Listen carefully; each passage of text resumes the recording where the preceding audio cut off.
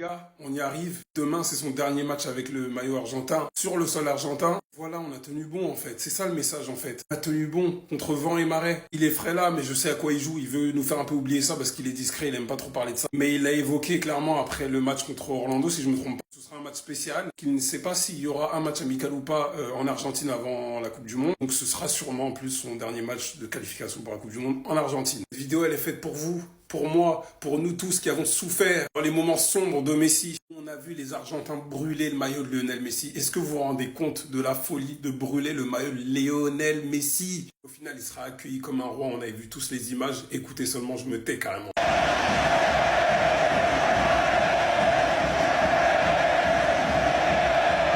Alors qu'il aurait pu finir le jeu avec l'Espagne et être considéré comme le GOAT à 24 ans. Ça a dit qu'il rejoignait les dieux. S'il avait le palmarès espagnol en plus...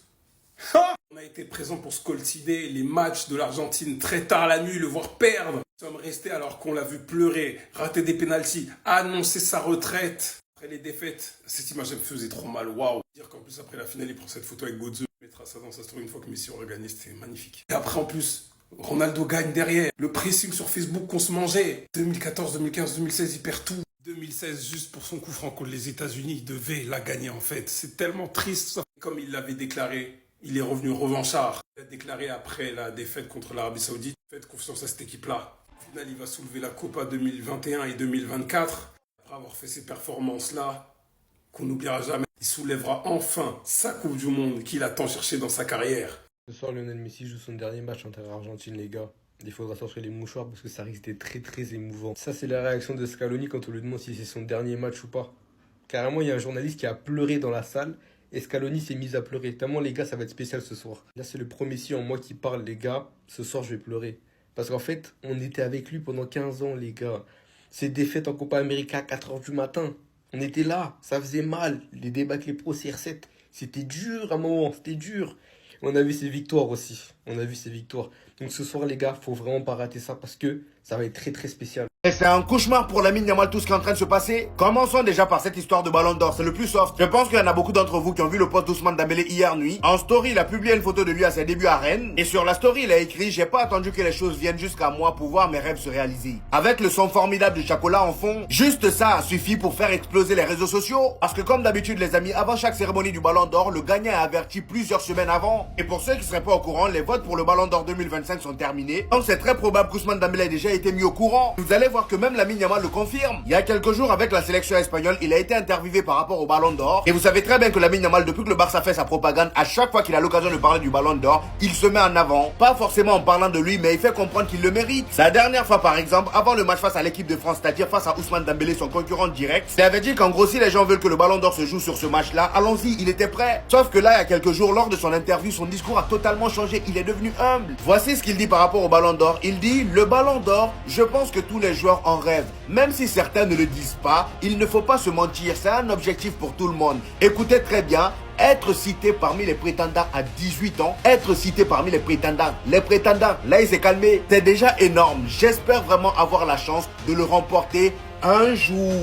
Il a dit un jour. Il pense plus à septembre, c'est terminé. Et le pire c'est que c'est pas la fin de son cauchemar. Je vous fais une autre vidéo. Donnez-moi vos avis en commentaire par rapport à ça déjà. Les Madridistas, la liste officielle des joueurs convoqués pour la Ligue des Champions par Xabi Alonso vient de tomber. On regarde ça ensemble. Déjà, on a 4 gardiens. Courtois, Lunin, González et Javier Navarro. Donc, il y a 2 gardiens qui viennent de la Castilla. On passe à la défense. En défense, on a Carvajal, Militao, David Alaba, Trent Alexander-Arnold, Raúl Asensio, Alvaro Carreras, Fran Garcia, Antonio Rüdiger, et ce n'est pas fini. Ferland Mendy, Dina Hussein, Diego Aguado, Jesus Fortea, David Jiménez, Martinez. En fait, Xabi Alonso, il a décidé de ne pas prendre de risques. Il s'est dit: ah, on ne sait jamais. Je vais convoquer tout le monde. Donc là, on voit déjà la présence de plusieurs jeunes, comme par exemple Diego Aguado, qu'on connaît un peu. C'est un défenseur central qui peut jouer défenseur gauche. Jesus Fortea, qui est défenseur droit, donc latéral droit. David Jiménez, je connais pas, je crois que c'est un défenseur central. Et Juan Martinez, le petit crack de la Castilla de 18 ans. Maintenant, on va passer au milieu de terrain. On a Jude Bellingham, Eduardo Camavinga, Valverde, Aurélien Tchouaméni, Arda Güler, Ceballos, Sestero. Et pareil, c'est pas fini, hein. Paul Fortuny, je sais même pas c'est qui. Angel, Palacios, Christian Pereira, je sais même pas c'est qui aussi. Hugo de Llanos, Pitarch, pardon. Là, c'est pareil, il a fait le plein. Il y a plein de petits jeunes avec des noms que je connais même pas. Sestero, je connais pas d'où il vient. Paul Fortuny, je sais pas d'où il vient. Bon, Angel, j'ai entendu parler un peu. Palacios, je sais pas qui c'est. Christian Pereira, je sais pas non plus qui c'est. Hugo De Llanos, je sais pas c'est qui. Et Pitar qu'on connaît un peu. Maintenant, on va passer aux attaquants. On a Vinicius Junior, Hendrick, Kylian Mbappé, Rodrigo, Gonzalo Garcia, Brahim Diaz, Mastantuono et Daniel Yanez. Ici, le seul jeune de la Castilla qui est présent, c'est Daniel Yanez. J'ai entendu de petites belles choses sur lui, mais moi, j'ai pas beaucoup vu. Mais sinon, en fait, Xabi Alonso, il a décidé de convoquer toute la Castilla et toute l'équipe première. Parce qu'en vrai, on ne sait jamais. Mais bon, faut avouer que j'ai jamais vu une liste aussi longue au Real Madrid. C'est Xabi Alonso qui est venu ramener ce truc-là. Parce que sous Carlo Ancelotti, on voyait pas tout ça. Il y avait pas tout ce monde-là. Mais bref, dites-moi ce que vous en pensez dans les commentaires. Et surtout, pour ne rien louper, les gars, vous savez ce qu'il vous reste à faire. Abonnez-vous.